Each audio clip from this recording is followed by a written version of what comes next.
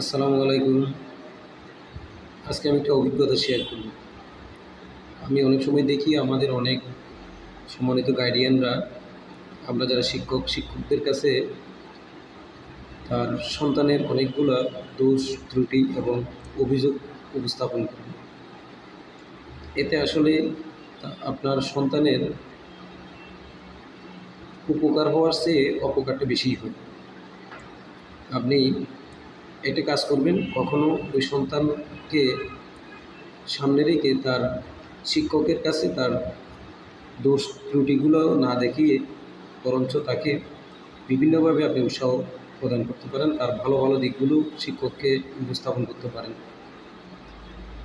এতে ভালো একটা উপকার হবে যে তার যখন আপনি ভালো দিকগুলো উপস্থাপন করবেন, সে এটিতে অনেক বেশি উৎসাহ পাবে, তার মধ্যে নতুন করে স্বপ্ন জাগাবে।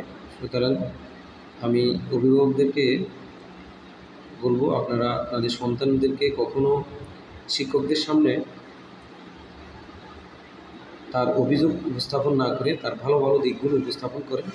এতে তারা অনেক বেশি পড়ালেখার প্রতি আগ্রহী হবে, প্লাস আরও বেশি অনুপ্রাণিত হবে।